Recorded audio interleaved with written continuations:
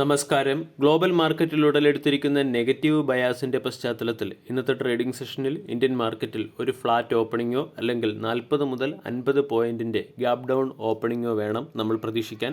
കഴിഞ്ഞ ദിവസം Nifty 24,641 closing നൽകിയിരുന്നു.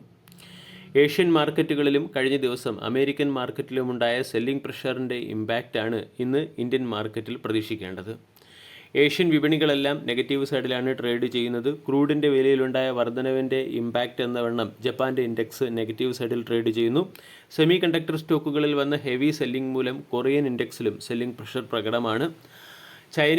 ചൈനീസ് ട്രേഡ് ഡേറ്റ പുറത്തു വരാനിരിക്കെ ഹോങ്കോങ് ഇൻഡെക്സും ഒരു കോഷ്യസ് അപ്രോച്ചാണ് വെച്ച് പുലർത്തുന്നത്. ഈ ഒരു സാഹചര്യത്തിൽ ഏഷ്യൻ മാർക്കറ്റിൽ ഇൻവെസ്റ്റേഴ്സ് മെറ്റൽ സെക്ടറിലേക്ക്, അതായത് സ്വർണം, വെള്ളി തുടങ്ങിയ നിക്ഷേപങ്ങളിലേക്ക് കൂടുതൽ ശ്രദ്ധ കേന്ദ്രീകരിക്കുന്നതിൻ്റെ പശ്ചാത്തലത്തിൽ ഏഷ്യൻ മാർക്കറ്റിലുടനീളം വീക്ക്നെസ് പ്രകടമാണ്.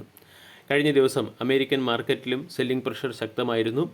അമേരിക്കയുടെ ട്രഷറി ഈൽഡ് വർദ്ധിച്ചതും ജൂലൈ മാസത്തെ ജോബ് ഡേറ്റയെക്കുറിച്ചുള്ള ആശങ്ക ഉയർന്നതും മൂലം ഡോ ജോൺസ് 0.85%, S&P 0.02% ഇടിഞ്ഞാണ് ക്ലോസിംഗ് നൽകിയത്. അതുപോലെ തന്നെ ക്രൂഡിൻ്റെ വില $83 പെർ ബാരലിന് മുകളിലേക്ക് എത്തിയതാണ് ഗ്ലോബൽ മാർക്കറ്റിൽ ഒരു സെല്ലിംഗ് പ്രഷറിനും അല്ലെങ്കിൽ ഒരു നെഗറ്റീവ് ബയാസിനും പിന്നിലെ പ്രധാന കാരണമായി പ്രവർത്തിക്കുന്നത്. ഇവിടെ $83 മുകളിലേക്ക് ക്രൂഡിൻ്റെ വില ഉയരുന്നത് ഇന്ത്യയുടെ ഇൻഫ്ലേഷൻ ഉയരുന്നതിനും ടയർ, പെയിൻറ്റ് തുടങ്ങിയ സെക്ടറിലെ കമ്പനികളുടെ പെർഫോമൻസിനെയും പ്രതികൂലമായി ബാധിക്കാൻ സാധ്യതയുണ്ട്. ഇനി ഇൻ്റർനാഷണൽ മാർക്കറ്റിൽ ബ്രന്റ് ക്രൂഡിൻ്റെ വില വർദ്ധിച്ചതിന് പിന്നിലെ ചില പ്രധാന കാരണങ്ങൾ കൂടി മനസ്സിലാക്കാം. കഴിഞ്ഞ ദിവസം വരെ US-ഉം ഇറാനും തമ്മിലുള്ള ചർച്ചകൾ അല്ലെങ്കിൽ കരാറുമായി ബന്ധപ്പെട്ട തീരുമാനങ്ങൾ വളരെ പോസിറ്റീവായി നീങ്ങിക്കൊണ്ടിരിക്കുകയാണെങ്കിൽ കഴിഞ്ഞ ദിവസം ഇറാൻ്റെ പാർലമെൻ്ററി കമ്മിറ്റി കൊണ്ടുവന്ന പുതിയ ഒരു ബിൽ കാര്യങ്ങൾ സങ്കീർണമാക്കിയിട്ടുണ്ട്. ഈ ബിൽ പ്രകാരം അമേരിക്കൻ, ഇസ്രായേൽ കപ്പലുകൾ ഹോർമൂസ് കടലിടുക്ക് വഴി കടന്നു പോകുന്നത് തടയുന്നതിനും ഈ കപ്പലുകൾക്ക് മുകളിൽ പിഴ ഈടാക്കാനുമാണ് ഇറാൻ്റെ നീക്കം. ഇതിൻ്റെ ഒരു ഇമ്പാക്റ്റ് എന്ന വണ്ണമാണ് ക്രൂഡിൻ്റെ വില ഉയർന്നിരിക്കുന്നത്. ഈ രീതിയിലുള്ള ബിൽ കൊണ്ടുവരുന്നത് മൂലം ഒരു ഡീലിലെത്താനും ഹോർമൂസ് കടലിടുക്ക് പൂർണ്ണമായും വ്യാപാര ആവശ്യങ്ങൾക്ക് വേണ്ടി തുറന്നു കൊടുക്കുന്നതിലേക്ക് കാലതാമസം വരാനും സാധ്യതയുണ്ട്. ഇതിൻ്റെ ഇമ്പാക്റ്റാണ് ക്രൂഡിൻ്റെ വില വർദ്ധിച്ചതിനും ക്രൂഡിൻ്റെ വിലയിൽ 6% വർധനവ് വന്നതിനും പിന്നിലെ പ്രധാന കാരണം. അതോടൊപ്പം തന്നെ ഫോറിൻ ഇൻസ്റ്റിറ്റ്യൂഷണൽ ഇൻവെസ്റ്റേഴ്സിൻ്റെ ബൈയിങ് സെല്ലിംഗ് ആക്ടിവിറ്റി നോക്കുകയാണെങ്കിൽ കഴിഞ്ഞ ദിവസം ഫോറിൻ ഇൻസ്റ്റിറ്റ്യൂഷണൽ ഇൻവെസ്റ്റർ 18 കോടി രൂപയുടെ സെല്ലിംഗ് ആണ് നടത്തിയത്. അതേസമയം ഡൊമസ്റ്റിക് ഇൻസ്റ്റിറ്റ്യൂഷണൽ ഇൻവെസ്റ്റർ 4000 കോടി രൂപയുടെ ബൈയിങ് നടത്തുകയും ചെയ്തു.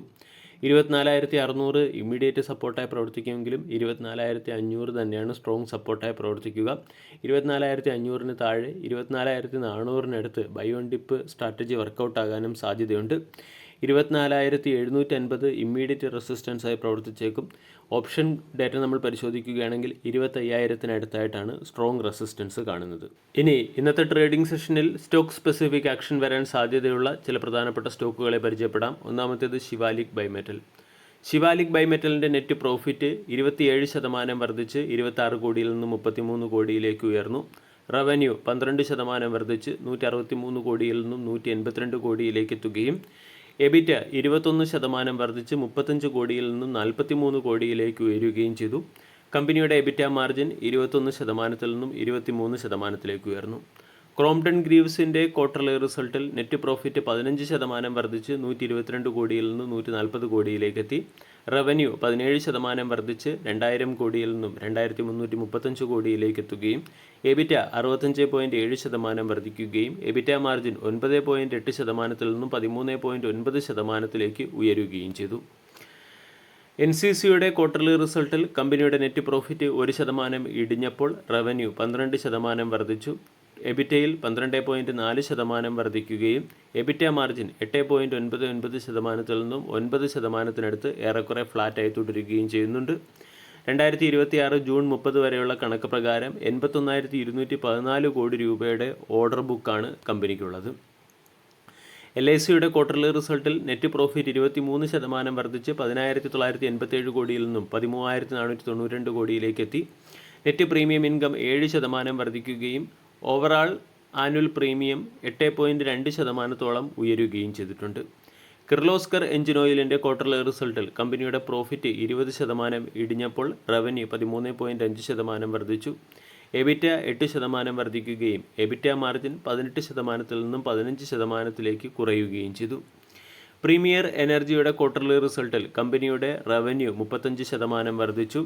കമ്പനിയുടെ എബിറ്റ 30%-ൽ നിന്നും 29%-ലേക്ക് കുറഞ്ഞപ്പോൾ നെറ്റ് പ്രോഫിറ്റ് 50% വർദ്ധിച്ച് 308 കോടിയിൽ നിന്നും 463 കോടിയിലേക്ക് ഉയർന്നു.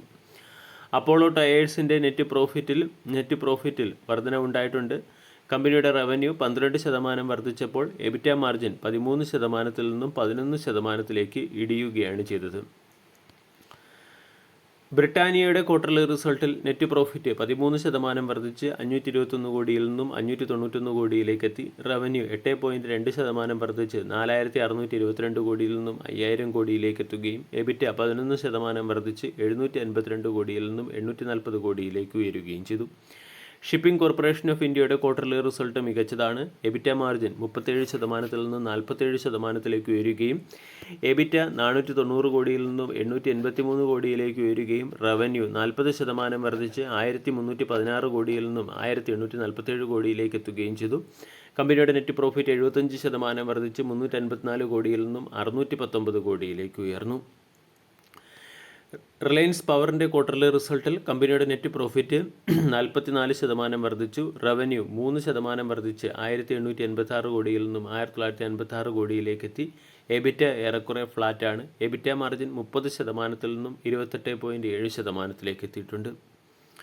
ഫിനോലെക്സ് ഇൻഡസ്ട്രീസിൻ്റെ ക്വാർട്ടർലി റിസൾട്ടിൽ നെറ്റ് പ്രോഫിറ്റ് 16% വർദ്ധിച്ചപ്പോൾ റവന്യൂ 15% ഇടിഞ്ഞു. എബിറ്റ 14%-നടുത്തായി രേഖപ്പെടുത്തിയിട്ടുണ്ട്. PG ഇലക്ട്രോപ്ലാസ്റ്റിൻ്റെ ക്വാർട്ടർലി റിസൾട്ടിൽ നെറ്റ് പ്രോഫിറ്റ് 13% വർദ്ധിച്ചു. റവന്യൂ 35% വർദ്ധിച്ചു. എബിറ്റ 22%-വും എബിറ്റ മാർജിൻ 8%-ൽ നിന്നും 7%-ലേക്ക് ചുരുങ്ങുകയും ചെയ്തു.